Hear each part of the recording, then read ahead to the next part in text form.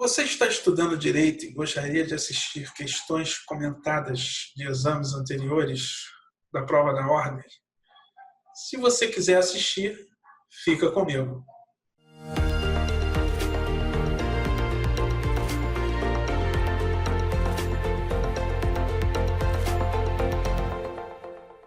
Olá pessoal, Sérgio Mota aqui hoje para a gente corrigir 5 questões de direito tributário do 27º exame da OAB.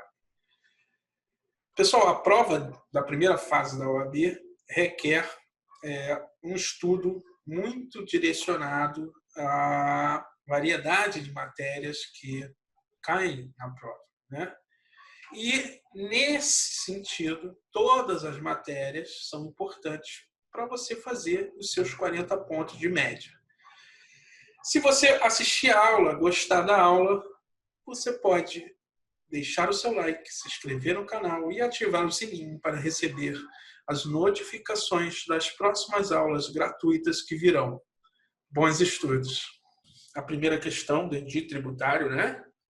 A União concedeu isenção de imposto sobre rendas aos portadores de da doença beta. João e Maria são portadores da referida doença, sendo João servidor público do Estado, ou seja, servidor público estadual, tá?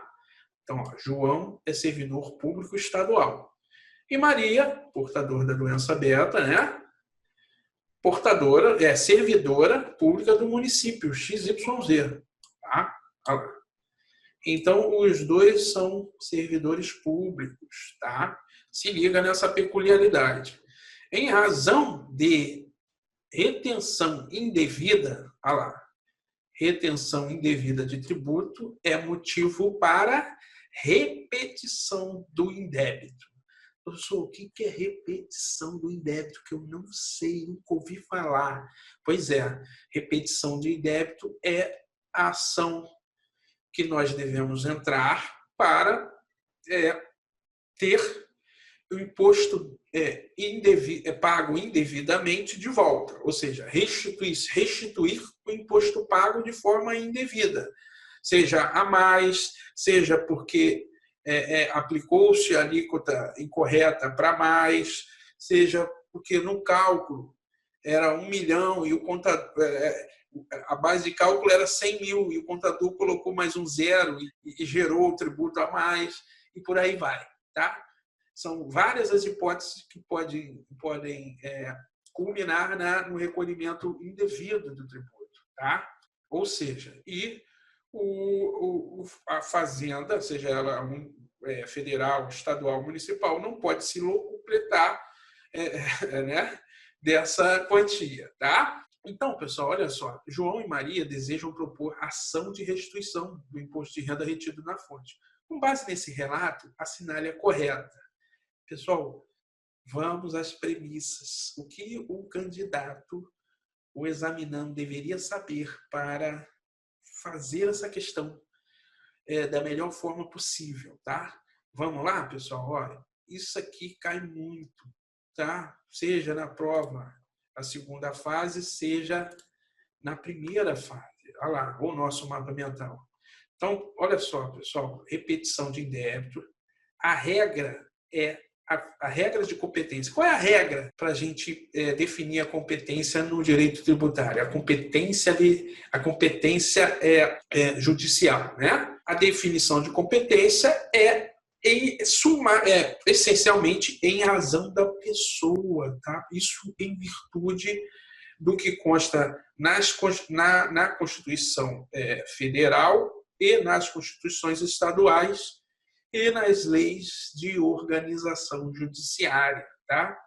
Olha lá, o que se pretende é a especialização em razão da pessoa, não tem nada a ver com a matéria, e sim em razão da pessoa. Por isso que quando o tributo é um tributo de competência federal, ou seja, se eu quiser discutir o imposto de importação ou discutir uma questão do imposto de exportação, a competência vai ser da Justiça Federal. Se eu quiser discutir uma questão do ICMS, né, imposto sobre circulação de mercadorias e os serviços especificados na Constituição, a competência vai ser da Justiça Comum ou estadual, tá, pessoal? Então, essa é a regra no direito tributário, tá? A discussão judicial do imposto de renda retido na fonte é uma exceção. E adivinha, é uma exceção porque a banca, a FGV, adora, né, perguntar algo que é uma exceção e demonstra que o candidato está atento, estudou, né, estava atento para essa peculiaridade que abrange o imposto de renda retido na fonte, né? Isso é uma exceção, quem disse isso não sou eu, tá, pessoal? É o Superior Tribunal de Justiça, dada a peculiaridade do caso. Qual o caso, professor? Olha só, para vocês entenderem. Ó, o STJ sumulou até o caso na súmula 447, tá?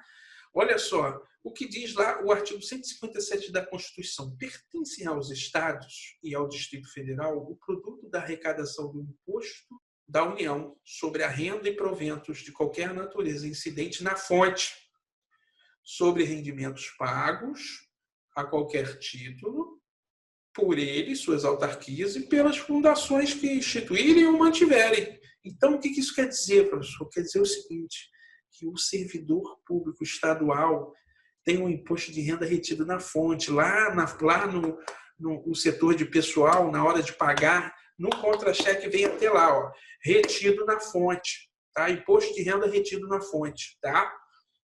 Os municípios, a mesma coisa lá, pertencem aos municípios a totalidade do produto da arrecadação do imposto da União sobre a renda e proventos de qualquer natureza, incidentes na fonte, sobre rendimentos pagos a qualquer título por ele, suas autarquias, e pelas fundações que instituírem ou mantiverem. Então, olha só, na hora que eu vou discutir se constitucionalmente o produto da arrecadação do imposto de renda retido na fonte pertencem aos respectivos entes, é lógico que fica mais fácil eu chamar o ente, né, como parte no processo. Concorda? Aí a União sai fora dizendo, ó, eu nem toquei nessa receita. A receita ficou com o respectivo estado, a receita ficou com o respectivo município. Aí, o que acontece?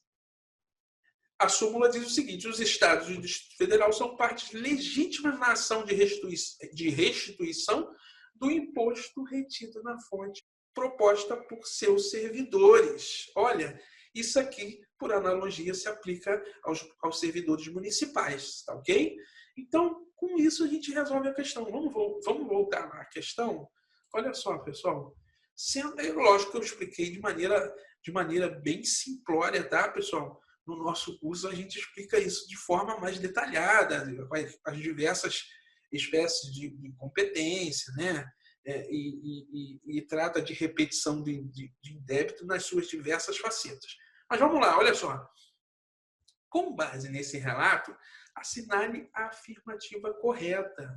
Tá? Ele quer a correta. João e Maria devem ajuizar ação em face da União, sendo a competência da Justiça Federal. Olha só, pessoal, essa seria a regra. A regra geral seria essa. Entretanto, essa questão trata de uma exceção. Então, aqui, ó, João e Maria não devem, nesse caso específico, ajuizar em face da não seria a União, tá bom? Esse é o erro da alternativa A. E muita gente marcou A. Lógico, não pensou nem duas vezes. Qual é o imposto? Imposto de renda. Imposto de renda é competência de quem? É da União. Então, é em face da União. Pois bem, escorregaram nessa casca de banana, tá? Você não vai fazer mais isso. Se cair de novo, você vai estar atento. Olha lá, João deve ajuizar a ação em face do Estado. Pô, maravilha. Aqui, ó. Olha o que vem na letra B. João vai ajuizar em face do Estado, certíssimo. E Maria vai ajuizar em face do município, certíssimo. Sendo a competência da Justiça Estado. Poxa, pessoal, aqui, ó.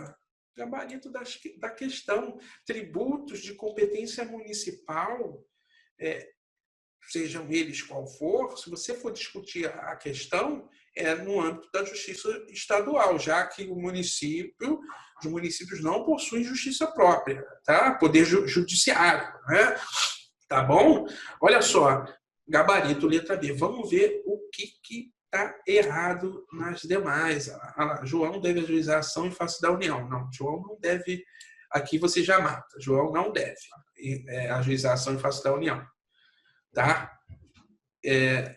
O Estado ABC e Maria. Olha lá, aqui ele tentou dizer que você teria que colocar como litisconsórcios, né? Litisconsortes, né? Mas não é o caso, tá bom? Olha lá, João e Maria devem ajuizar ação em face do respectivo ente empregador. João e Maria devem ajuizar em face do respectivo ente, sendo a competência da Justiça Federal, não a competência da Justiça Estadual. Tá? É o que diz a súmula. Tá bom, pessoal? Gabarito, letra B. Tranquilo. Visto a exceção, vocês não vão errar mais, né? Olha lá. Vamos para 2. O município M resolve ele mesmo fiscalizar e cobrar o imposto sobre propriedade territorial rural dos imóveis rurais localizados em seu território. Então, o município M resolveu ele mesmo. Ele pode resolver? Pode. A gente vai ver isso. Acerca desse cenário, assinale a correta. Veja que a questão parece simples, né? Olha lá. Você teria que saber.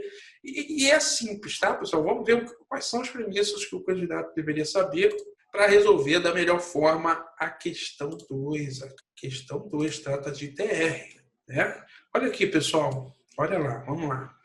Ó, o imposto, artigo 153, parágrafo 4º da Constituição Federal. O imposto previsto no inciso 6 do caput, qual seja o ITR, será, inciso 3, será fiscalizado e cobrado. Repare que ele será fiscalizado e cobrado, tá? Pelos municípios que assim optarem. É uma opção na forma da lei, desde que não implique redução do imposto ou qualquer outra forma de renúncia fiscal, tá? Ou seja, se os municípios optarem, terão que fiscalizar e não podem dar nenhum tipo de isenção, benefício, porque quem detém a competência para dar qualquer tipo de isenção ou benefício fiscal é o ente competente para instituir. No caso aqui, a Constituição está abrindo ela mesma a exceção para que os municípios aumentem a sua renda, as suas receitas, fiscalizando e cobrando o ITR. Tá?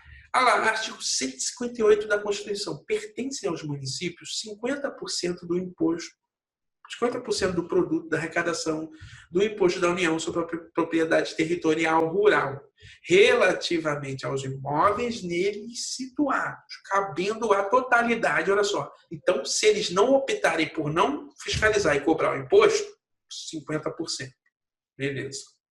Se eles optarem, é 100%. O total da arrecadação fica com o respectivo município. Cabendo a totalidade na hipótese da opção do artigo 153, parágrafo 4º, inciso 3, que a gente acabou de ler. Com isso, a gente resolve a questão.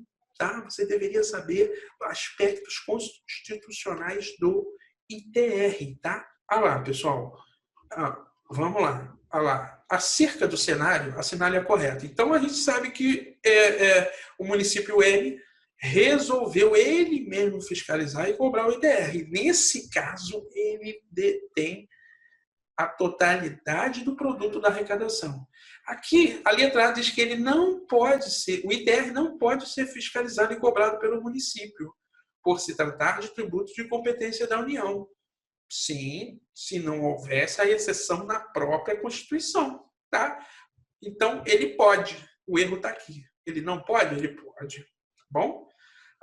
B. O município M pode optar. Pode optar? Pode. Lógico que pode. Ele pode optar, tá? Na forma da lei, por fiscalizar e cobrar diretamente o ITR.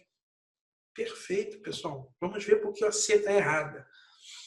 A fiscalização e a cobrança do ITR pelo município autorizam-no a reter 50% do produto da arrecadação como contraprestação.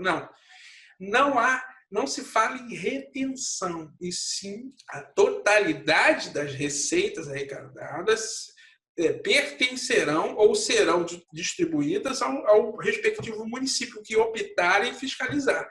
E é a totalidade, não é 50%, tá? E não é retenção, tá? Olha lá, a partir da opção por fiscalizar e cobrar o ITR, o município passa a ter competência para alterar alíquotas. Não, a competência tributária é indelegável, tá? Inclusive nesse caso. Então, o que diz lá? Não pode alterar, não pode dar benefícios e não pode alterar alíquotas, tá?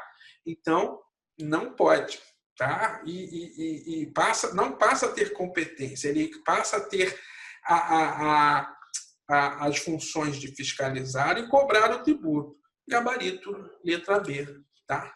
Tranquilo, mostrei o fundamento, tá?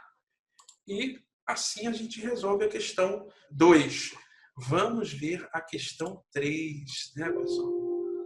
Questão 3 e 4, né? Vamos lá, pessoal. A sociedade empresária ABC, atuante na área de prestação de serviço de limpeza, em dificuldades financeiras, olha lá, não estava conseguindo realizar o pagamento de tributos federais. Diante disso, ela se ofereceu à administração pública federal para realizar pagamento de tributos mediante prestação de serviço de limpeza de prédios públicos. Olha lá. Olha que interessante. Ou, alternativamente, transferir para o fisco um imóvel de sua propriedade. Alternativamente, ó. A respeito, assinale da situação, né? Assinale a correta. Olha só, quais são as premissas que nós precisávamos saber para essa questão envolve 2 conceitos. Primeiro, o próprio conceito de tributo, tá? E uma das hipóteses de extinção do crédito, tá bom? Olha só, vamos lá ver a questão 3. Ó. Olha que interessante, a questão 3. Ó. Olha lá, tem aqui ó, conceito de tributo e extinção do crédito tributário. Ó, pessoal, o conceito de tributo é esse aqui, ó, prestação pecuniária, né? Prestação pecuniária instituída mediante lei, compulsória, que não seja sanção de ato ilícito. Ninguém é tributado porque praticou o ato ilícito, né? E cobrado mediante lançamento, tá? Ou seja, atividade administrativa plenamente vinculada, entendeu? O fiscal não pode deixar de fazer ou fazer a mais a seu bel prazer. Ele faz exatamente o que está na lei e ponto. Tá bom?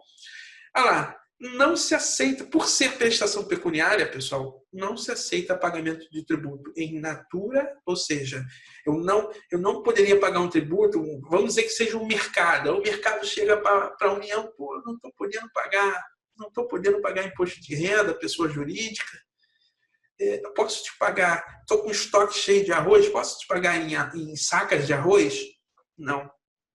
Não, por causa do conceito de tributo. E uma prestadora de serviço, olha só, eu presto serviço de limpeza, eu posso limpar um prédio aí que você escolher, posso botar o meu pessoal limpar e te pagar desse jeito? Não, porque foge ao conceito de tributo. Então, isso aí é feijão com arroz para quem quer labutar no direito tributário ou passar em algum concurso na área fiscal, tá bom?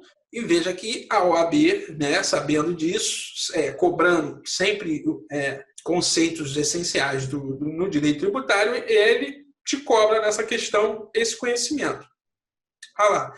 E o artigo 56, que trata do CTN, né, que trata das hipóteses de extinção do crédito tributário, no inciso 11, vem lá.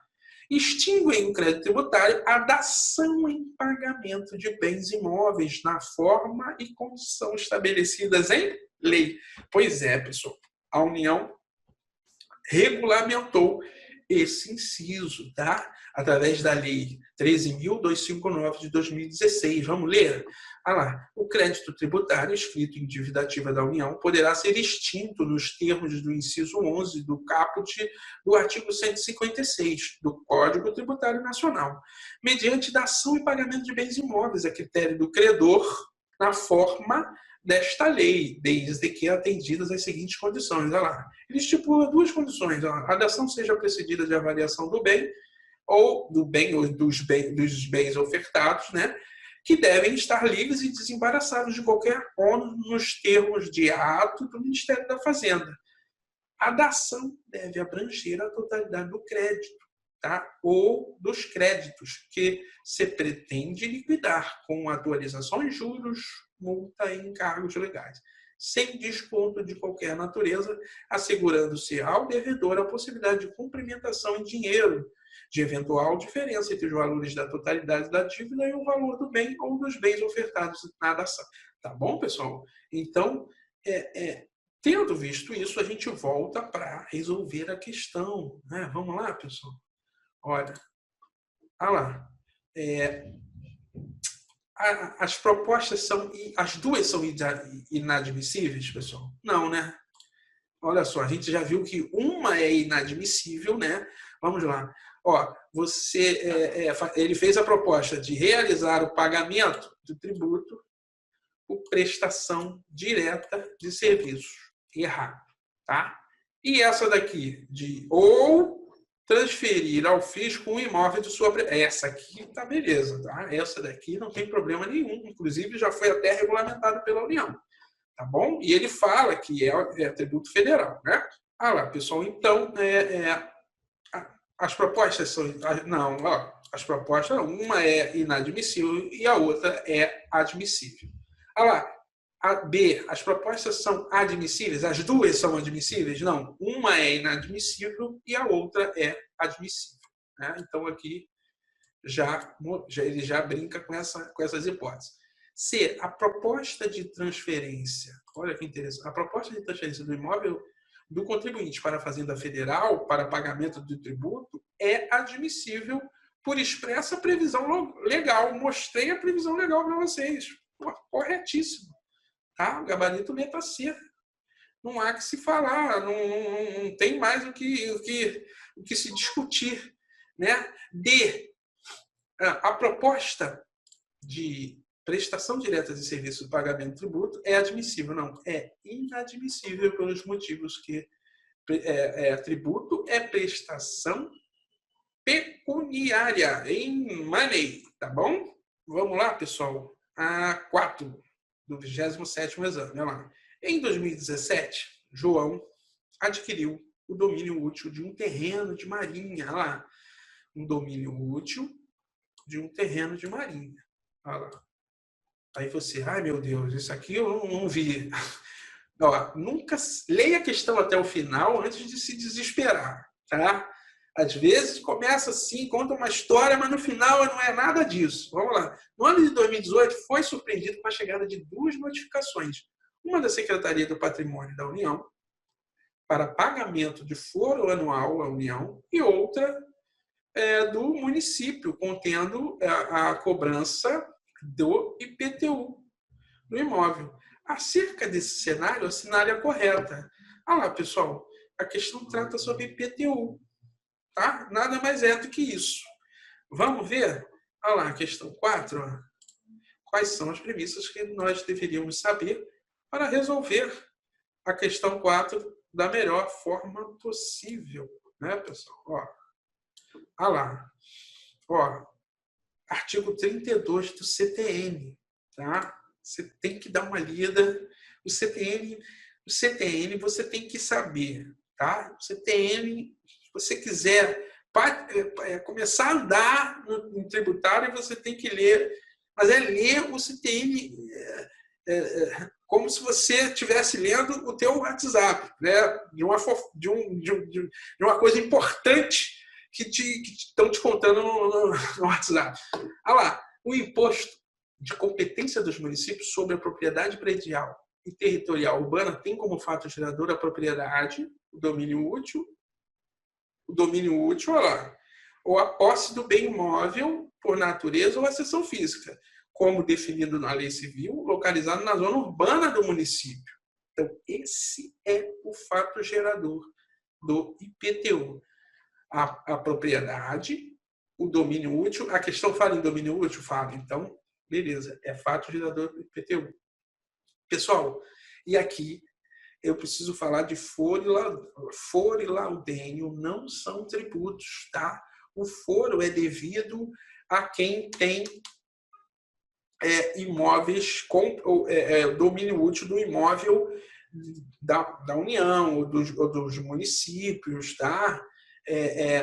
E todo ano ele paga um percentual que, entre aspas, funciona como um aluguel para União, tá? Isso eu estou explicando a grosso modo. O que você precisava saber, e laudênio, o que é o laudênio? Quando essa pessoa que adquiriu o domínio vende para outra, também é um percentual sobre a venda.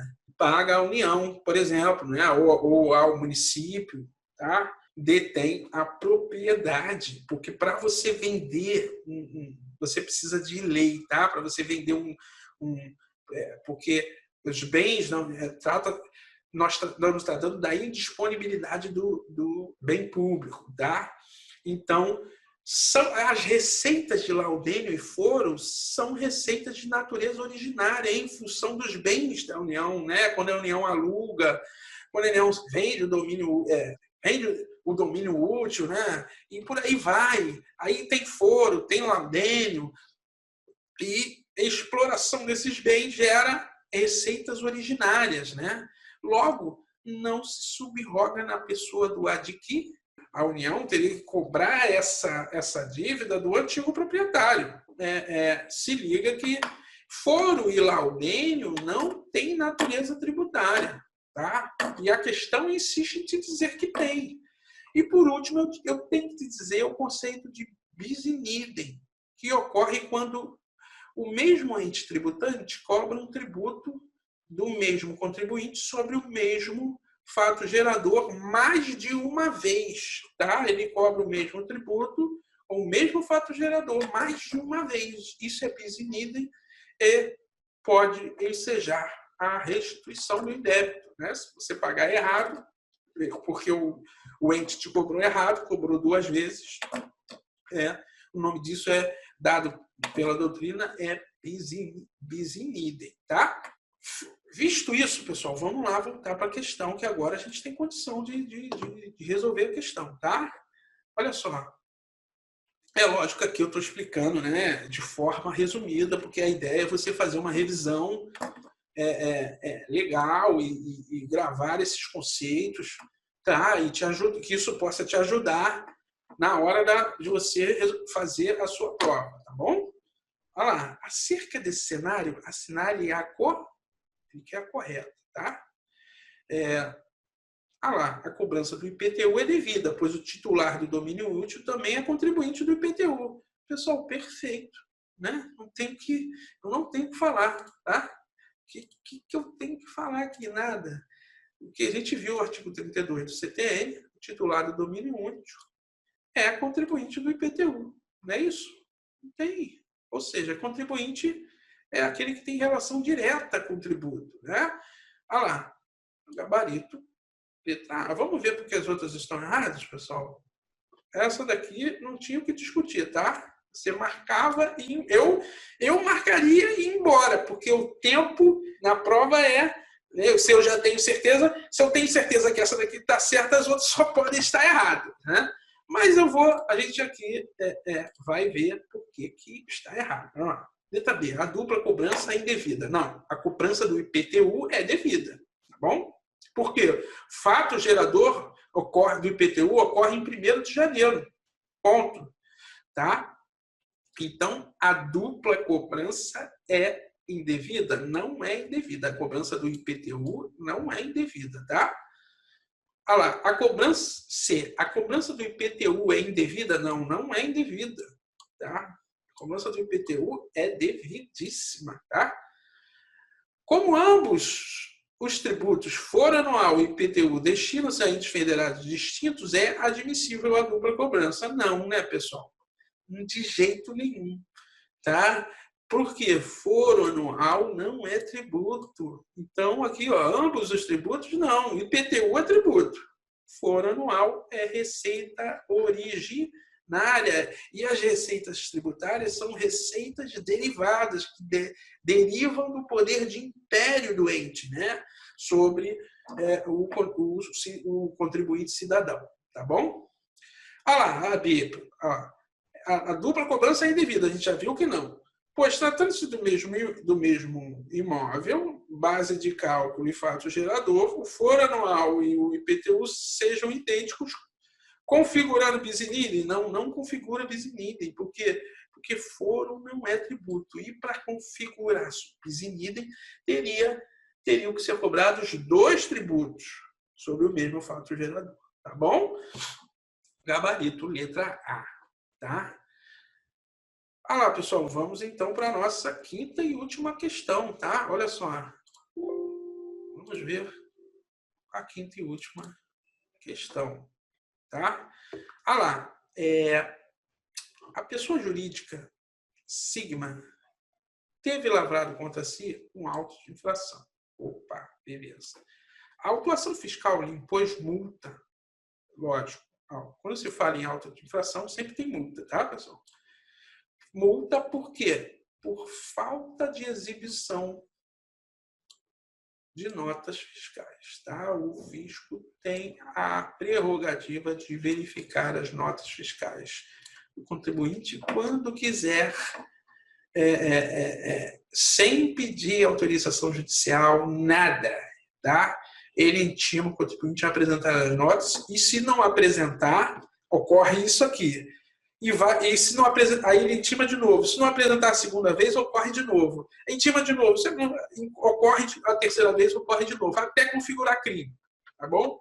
Após ser citada em sede de execução fiscal, a pessoa jurídica Sigma alegou em embargo de execução que não apresentou notas fiscais porque elas haviam sido furtadas. Olha lá. Então, embargou, a empresa Sigma teve contra si, foi distribuída uma execução fiscal e, nos embargos, ela alegou que as notas haviam sido furtadas por seu antigo gerente. E isso não era incomum, não. Hoje não, tá, pessoal? Hoje não ocorre mais porque são notas eletrônicas, né? Não tem como furtar notas eletrônicas. Antigamente era bem plausível essa hipótese. Que com elas praticara ilícito criminal, tá?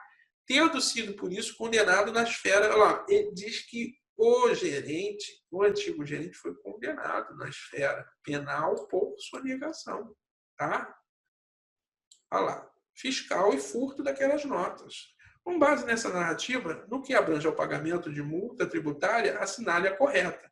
Pessoal, a questão aqui queria saber sobre responsabilidade tributária, principalmente a responsabilidade por infrações, tá?